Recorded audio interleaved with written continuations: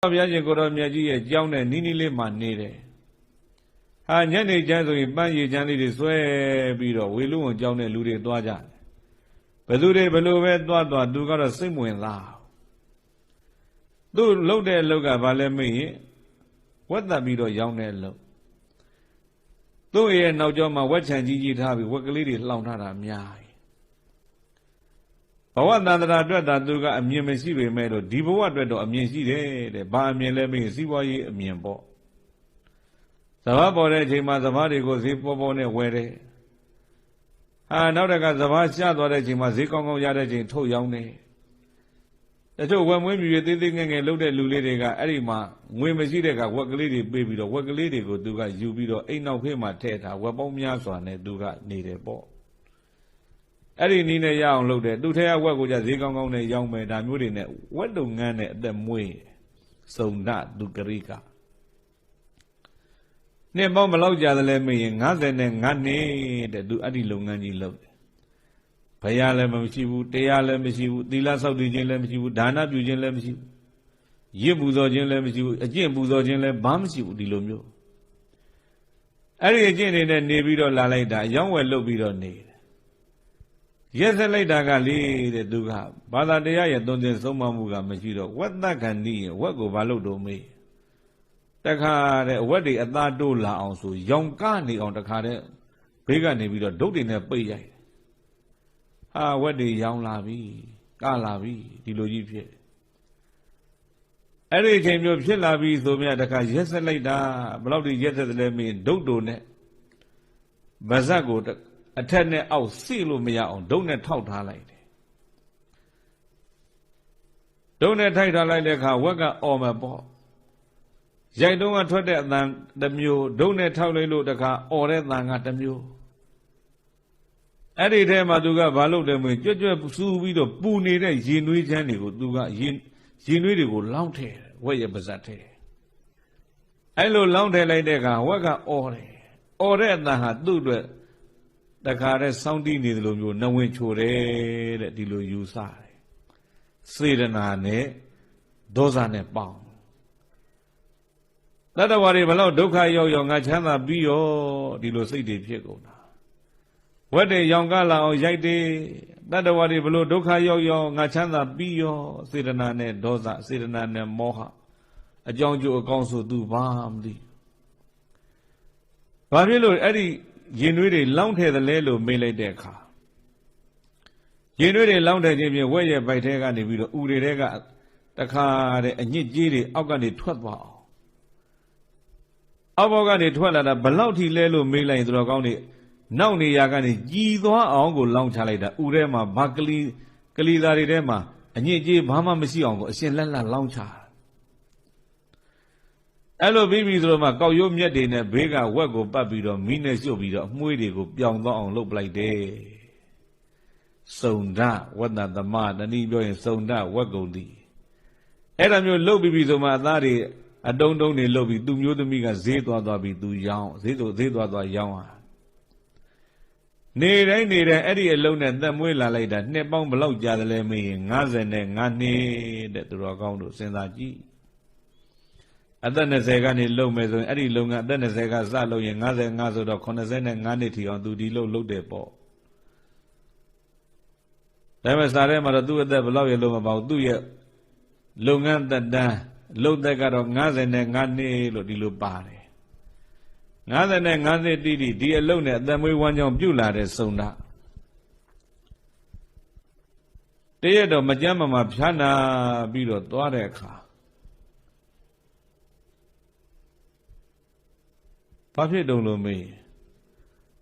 တခါတည်းသူဝက်လို့အောနေရတယ်အဲ့လိုတော့မဟုတ်သေးဘူးပါသေးတယ်နည်းနည်းလေးပြောအောင်မယ်နေတိုင်းသူကဝက်သားနဲ့ပဲစားတတ်တယ်ဝက်သားမပါရင်သူမစားတတ်တဲ့တော့သူရေချိုးသွားအောင်မယ်သူမျိုးသမီးပြင်ထားဆိုပြီးတော့သူကမြစ်စိတ်ရေချိုးသွားတော့သူနဲ့ရင်းနှီးတဲ့လူတယောက်ကလာပြီးတော့မှအိမ်မှာဝက်သားဝယ်တယ်အဲ့ဒါရောက်လာလို့ရောင်းမအောင်ဟိုမရှိတော့ဘူးဒီမဲ့ဝက်သားလေးရှိပါသေးတယ်အဲ့ဒါကစုံဒစားဖို့သူ့အတွက်ခြံထားတဲ့အသားဒီလိုပြော သူကနေတိုင်းစားနေရတာပါငါဧည့်သည်လာလို့အဲဝမကြီးမှာဆိုလို့ရောက်မှငါယူသွားတယ်ပြောလိုက်ရော့ပတ်စံတော့ရင်းနှီးတဲ့လူကဇွတ်ယူသွားတော့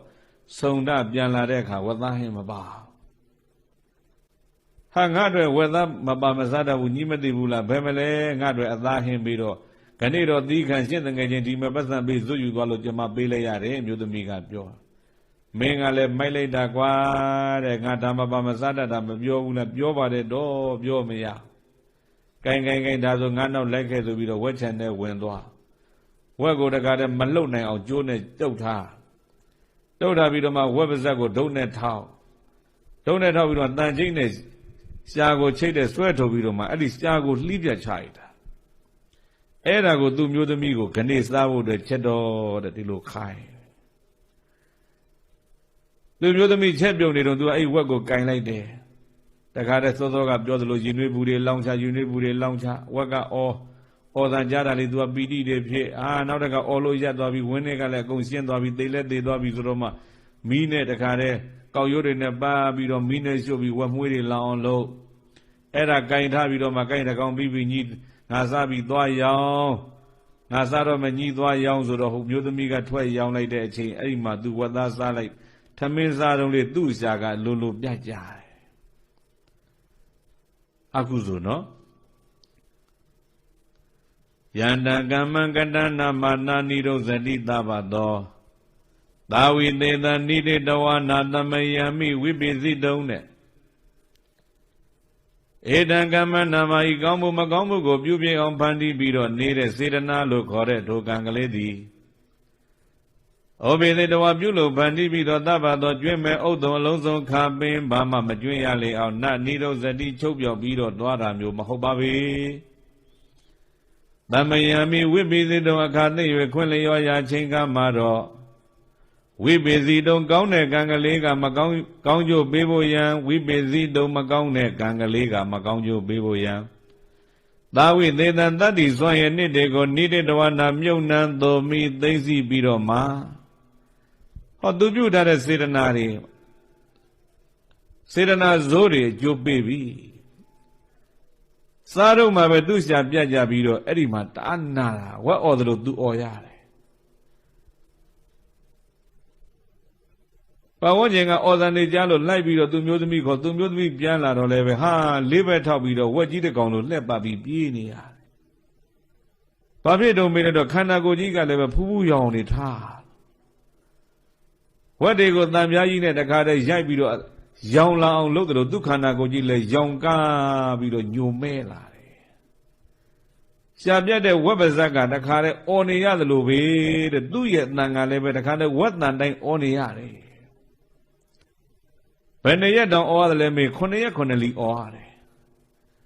ပဝန်းကျင်ကလူတွေကလည်းနေနိုင်ရင်နေမနေနိုင်တဲ့လူကအကုန်ထွက်ပြေးကုန်ရတယ်သူ့အိမ်ကလူတွေကလည်းဘလို့မှမတတ်နိုင်တော့အိမ်ပြင်ထွက်သွားမှဆိုလို့အိမ်တကားကြီးကိုပိတ်ထားဝင်းတကားကြီးကိုပိတ်ထားဝင်းထဲမှာလည်းလေးဘက်ထောက်ပြီးတော့ဝက်ကြီးလိုអော်ပြီးပြေးနေရတဲ့စုံတာအဲ့လိုអော်ပြီးတော့ပြေးနေလိုက်ရတာဘယ်နှစ်ရက်တောင်ကြာတယ်လဲမေးရင်9 ရက်ကြာတယ်9 ရက်ပြည့်မြောက်လွန်မြောက်သွားပြီဆိုတော့မှအဲ့ဒီဝက်អော်သံကြီးရပ်သွားတယ်ဝေလုံးအကြောင်းကသံဃာတွေကအဲ့ဒါစုံနာអော်တယ်လို့သူတို့မထင်ကြဘူးဝက်တွေអော်နေတယ်ထင်တာမြတ်စွာဘုရားကိုလျှောက်တယ်မြတ်စွာဘုရားစုံနာကလည်းတတ်လိုက်တဲ့ဝက်တွေ9 ရက်တိတိနေမနာညာမနာကိုတတ်တယ်ဘုရားဟဲ့ဘယ်လိုကြောက်တော့អော်နေရတာဘုရားသူ့အိမ်မှာអော်သံနေကြားနေသူဝက်တွေတတ်လို့ဖြစ်မှာပေါ့အဲ့လိုမဟုတ်ဘူးတဲ့သူကျမ်းမာရေးမကောင်းယောဂဆွဲပြီးတော့မှဝက်អော်တယ်လို့သူអော်နေရတာသူခန္ဓာကိုယ်ရဲ့နာကျင်မှုကြောင့်အဲ့လိုကြီးလားဘုရားဟုတ်တယ်ဒါဆိုမြတ်စွာဘုရားအခုသူ့ပဲရောက်သွားပြီတော့မေးတော့အဝီစီရောက်သွားပြီတဲ့မြတ်စွာဘုရားပြောတယ်။အော်အကုသိုလ်လုပ်တဲ့ပုဂ္ဂိုလ်ဟာဒီဘဝလည်းပူရတယ်ဟုတ်တာပေါ့ကွာဒီဘဝလည်းပူရတယ်နောင်ဘဝလည်းပူရတယ်။ဒါပေမဲ့မြတ်စွာဘုရားသူကလေတဲ့စီးပွားရှာတော့အလွန်ကျွမ်းကျင်နေတဲ့ဒီဘဝမှာတော့အဲ့ဒီဝက်မွေးမြူရဲနဲ့ချမ်းသာလို့တချို့ကတော့လည်းပဲ